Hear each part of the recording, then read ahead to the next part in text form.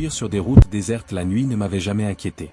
En tant que chauffeur de camion, je traversais le pays du nord au sud pendant la majeure partie de ma vie. C'était autrefois réconfortant de voir la lune et les phares du camion illuminer la nuit. Mais cette nuit-là, quelque chose semblait différent. Le silence n'était pas apaisant, il était lourd, comme si quelque chose se cachait dans l'obscurité. Il n'y avait ni maison, ni lumière, ni station-service à proximité, et je me trouvais sur l'un des tronçons les plus vides de la route. Il n'y avait que la route et l'obscurité. L'horloge du tableau de bord du camion indiquait 2h47 du matin. Mes paupières me brûlaient, mais je ne pouvais pas m'arrêter. Il me restait encore de nombreuses heures de route avant d'arriver à destination. Soudain, j'ai aperçu quelque chose au loin. Au début, j'ai pensé que c'était un lapin ou un autre animal traversant la route. Mais en m'approchant, j'ai réalisé que ce n'était pas un animal. C'était une personne. Un homme se tenait sur le bord de la route et me faisait de grands signes pour que je m'arrête. Ma première réaction fut d'accélérer et de passer. Qui pourrait bien se trouver là, au milieu de nulle part, à cette heure de la nuit? Mais quelque chose dans les yeux de cet homme m'a troublé. Il semblait fuir quelque chose, la peur se lisait dans ses yeux. Contre toute attente, j'ai ralenti et baissé la fenêtre côté passager. L'homme s'approcha rapidement, son visage couvert de sueur et de terre, ses vêtements déchirés et sales. Il se tourna dos à la fenêtre. « S'il vous plaît, emmenez-moi. » Elle disait, « Je n'ai nulle part où aller », et sa voix tremblait. Elle fixait l'obscurité, comme si elle attendait que quelque chose ou quelqu'un apparaisse à tout moment. Il y avait quelque chose d'effrayant dans sa voix, mais je lui ai fait signe de monter. J'avais déjà pris des autostoppeurs sur la route auparavant, mais j'évitais de le faire la nuit. L'homme claqua la porte en montant dans le camion. Assise sur le siège passager, elle respirait profondément. Quand il m'a regardé, ses grands yeux sombres m'ont effrayé. « Que vous est-il arrivé ?» demandai-je en redémarrant le camion et en reprenant la route. Je marchais. Il répondit lentement, « Je me suis perdu », mais son explication n'avait pas beaucoup de sens. Il était évident qu'il était perturbé. Malgré tous mes efforts pour me concentrer sur la route, je ne pouvais m'empêcher de ressentir un malaise. La route restait plongée dans l'obscurité, et le moteur du camion était le seul bruit que j'entendais. L'homme ne disait plus rien, il inspirait profondément et regardait par la fenêtre, comme s'il attendait de voir quelque chose au loin. Puis il brisa soudainement le silence. « Ils viennent pour moi ?» Mon estomac se serra. « Qui ?» demandai-je, essayant de cacher mon inquiétude. « Eux, ceux de l'obscurité », dit-il d'une voix presque chuchotée. « Ils me suivent depuis un moment. Je ne sais pas depuis combien de temps, mais chaque fois que je m'arrête, je les entends. Je ne peux pas m'échapper. » J'ai ressenti un frisson en entendant ces mots. J'ai décidé de ne plus le presser et de me concentrer sur la route. Mais au fur et à mesure que nous avancions, j'ai remarqué quelque chose d'étrange. Les phares du camion éclairaient la route sur des kilomètres, mais au-delà, l'obscurité semblait plus épaisse, presque palpable. Comme si quelque chose attendait juste en dehors du faisceau des phares. Un murmure, très faible, commença à résonner à l'intérieur du camion. Au début, j'ai pensé que c'était le vent, mais le son ne venait pas de l'extérieur. C'était comme si quelqu'un ou quelque chose chuchotait à l'oreille de l'homme. Ses yeux, maintenant emplis de peur, se tournèrent lentement vers moi. « Ils sont là », dit-il en hochant la tête. « Ils nous ont déjà trouvés. » L'air dans la cabine du camion semblait devenir lourd, comme si quelque chose d'invisible pesait sur nous. Je sentais une pression dans ma poitrine, et mes mains tremblaient sur le volant. Dans le rétroviseur, j'ai aperçu une forme sombre et épaisse qui se mouvait sur la route derrière nous. Mais lorsque j'ai tourné la tête pour mieux voir, il n'y avait plus rien. Le corps de l'homme commença à trembler violemment. Elle répétait, « On ne peut pas s'enfuir, encore et encore. On ne peut pas échapper. » Je sentais la panique monter. J'ai accéléré, mais le murmure persistait, et les ombres semblaient se rapprocher, jusqu'à nous envelopper complètement. La route, autrefois familière, semblait interminable, comme si nous étions pris dans un cercle sans fin, sans issue. Soudain, l'homme poussa un cri. Un cri si perçant qu'il fit vibrer toute la cabine de terreur. Quand je me suis tourné pour le regarder, ce que j'ai vu m'a pétrifié. Son visage avait changé. Ses yeux étaient entièrement noirs, et sa peau était d'une pâleur mortelle. Je ne pouvais plus contrôler le camion. Tout devint flou. La dernière chose dont je me souviens est le bruit du métal contre le métal et le froid de l'obscurité qui m'enveloppait. Quand j'ai pris un mauvais virage, il était presque minuit. En raison des travaux, la route principale était fermée, mais le GPS m'a proposé un itinéraire alternatif qui passait par une route secondaire. Je ne voulais pas l'emprunter, mais je devais le faire si je voulais arriver à temps. Plus j'avançais, plus le paysage devenait aride, avec des champs vides et des arbres tordus le long de la route. Les seuls sons que j'entendais étaient le faible ronronnement du moteur et mes phares qui illuminaient la route sombre. Cela faisait plus d'1 heure que la dernière voiture était passée. Le silence, qui était agréable au début, devint rapidement troublant. C'était comme si j'avais pénétré dans un endroit que personne d'autre ne connaissait. J'ai regardé le GPS, mais la carte ne montrait presque rien. Il n'y avait qu'une ligne qui semblait s'étendre à l'infini. Soudain, le système s'est éteint, me laissant seul dans l'obscurité. J'ai essayé de ne pas y penser et de garder mon attention sur la route. Mais à mesure que j'avançais, quelque chose commença à me sembler familier. Le même gros rocher au bord de la route, le même arbre tordu. C'était impossible, mais j'avais l'impression d'être déjà passé par là. Est-ce que je tournais en rond? J'ai accéléré un peu plus, essayant d'ignorer le malaise grandissant.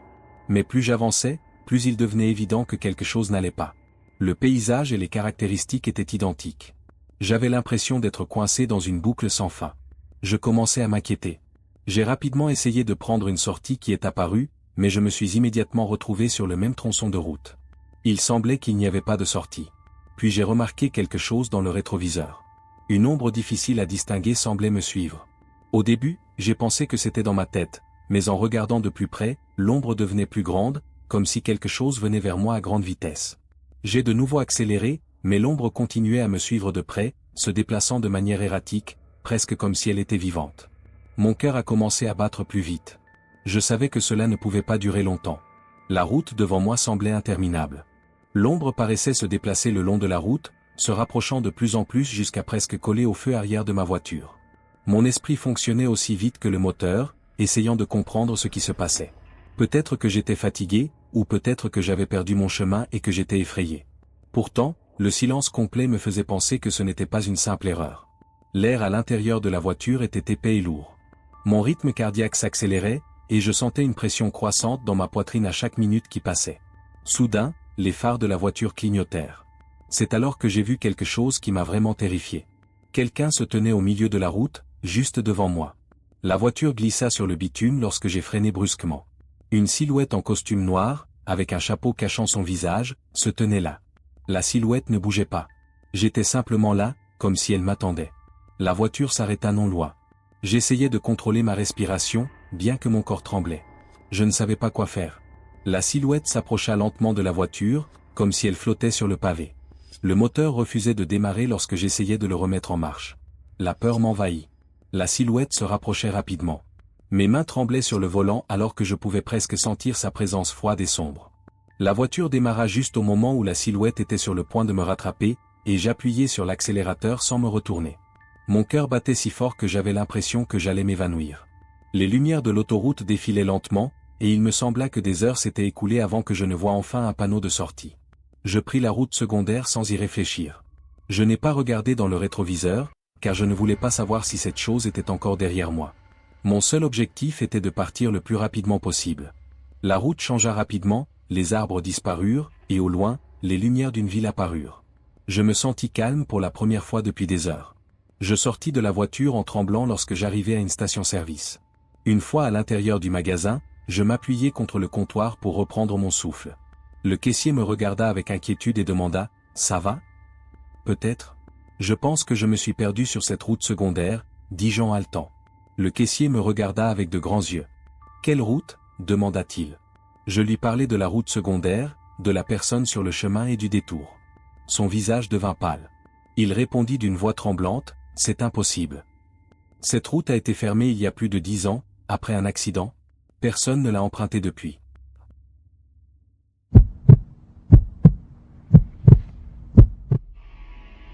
Cette nuit-là, je ne pouvais voir que quelques mètres devant moi, tant le brouillard était épais. Je roulais sur une route secondaire qui traversait une forêt dense. C'était le genre d'endroit qui semblait ne jamais finir. J'avais pris un raccourci pour arriver plus rapidement à destination, mais je le regrettais maintenant. Le brouillard s'était épaissi, passant d'une fine couche dans l'air à un mur impénétrable. Les seules lumières que je voyais étaient celles de ma propre voiture.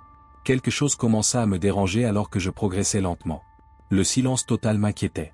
La voiture ne faisait pas beaucoup de bruit, même le moteur semblait plus silencieux que d'habitude. Il était 1h35 du matin lorsque je regardai l'horloge. Cela faisait plus d'une heure qu'aucune autre voiture n'était passée, et la forêt de chaque côté de la route s'élevait comme un mur sombre. Le brouillard s'épaississait à mesure que nous avancions. À travers le brouillard, les arbres ressemblaient à des silhouettes inquiétantes qui se déplaçaient. Soudain, un flash de lumière apparut dans le rétroviseur, donnant l'impression qu'une autre voiture arrivait derrière moi. Je regardai à nouveau, espérant voir les phares d'une autre voiture. J'étais soulagé de ne pas être seul sur cette route. Pourtant, il n'y avait rien. La lumière avait disparu. J'accélérais un peu car je voulais quitter cet endroit aussi vite que possible. Même si je tentais de rester calme, mon cœur commença à s'emballer. Je me disais, c'est juste ton esprit qui te joue des tours. Cependant, quelque chose n'allait pas. C'était comme si le brouillard était vivant, se déplaçant d'une manière étrange et se rapprochant de ma voiture à chaque seconde. Après un certain temps, je vis quelque chose sur la route. En m'approchant, je constatai qu'il s'agissait d'une personne debout au milieu de la route. Au début, j'avais pensé que c'était un animal. Quand je freinai brutalement, les pneus crissèrent sur la route mouillée. La voiture s'arrêta non loin de la silhouette. C'était un homme, la tête baissée, enveloppé dans une robe noire. Il ne bougeait pas, comme s'il attendait quelque chose. Je ne savais pas quoi faire en restant dans la voiture. Je klaxonnai pour le faire bouger, mais il ne réagit pas. Finalement, je décidai de sortir. Il faisait encore plus froid que je ne l'avais imaginé, et le brouillard m'enveloppa rapidement. En marchant vers lui, l'homme attira mon attention. « Ça va ?» demandai-je, ma voix tremblant à cause du froid et du stress. L'homme ne répondit pas. Il ne bougeait pas, mais quelque chose en lui me donnait l'impression que je n'étais pas seul. Je m'approchai un peu plus pour voir son visage. La silhouette leva lentement la tête avant que je ne puisse avancer davantage. Il n'y avait pas de visage sous la capuche. Il n'y avait qu'un vide sombre et profond. Je reculai rapidement, terrifié. J'eus l'impression que quelque chose me suivait tandis que je me précipitais vers la voiture. Je claquai la porte après être monté et tentai de démarrer le moteur. Mes mains tremblaient. Lorsque je regardai à nouveau la route, la silhouette avait disparu. Elle s'était à nouveau perdue dans le brouillard. Mon cœur battait à tout rompre alors que je démarrais la voiture et m'enfonçais aussi vite que possible dans le brouillard épais. Mais peu importe ce que je faisais, je n'arrivais pas à me débarrasser de la sensation que quelque chose ou quelqu'un me suivait. Dans le rétroviseur, je ne voyais que l'épais brouillard blanc, mais je sentais une présence derrière moi. Une ombre traversa la route devant ma voiture. Pour l'éviter, je tournai brusquement le volant, et la voiture quitta la route pour s'écraser contre un arbre. L'impact fut fort, mais pas suffisamment pour me faire perdre conscience. L'accident me fit mal aux oreilles, et la voiture se retrouva inclinée. Je restai immobile un instant, tentant de reprendre mon calme. C'est alors que je l'entendis, un murmure léger venant de l'extérieur. Il était doux au début, presque imperceptible, mais au fur et à mesure, il devenait de plus en plus fort. Cela ressemblait à plusieurs voix chuchotant des mots que je ne pouvais pas comprendre, toutes en même temps. En regardant par la fenêtre, je vis plusieurs silhouettes à travers le brouillard. Ce n'étaient pas des personnes. Ce que je voyais, c'étaient des ombres qui se déplaçaient lentement vers moi à travers les arbres. Mon corps refusait de bouger, paralysé par la peur. Les images se rapprochaient de plus en plus jusqu'à entourer la voiture. Leur forme était vague et changeait de taille d'une manière inquiétante. Les murmures étaient si forts que c'était comme s'ils venaient de ma propre tête. Je tentai une dernière fois de démarrer la voiture, mais le moteur ne répondit pas. Le brouillard m'enveloppait complètement, et les ombres n'étaient plus qu'à quelques centimètres des vitres. Avant que tout ne devienne sombre, la dernière chose que je vis fut une main noire, tordue, tapant doucement sur la vitre, comme pour m'inviter à les rejoindre.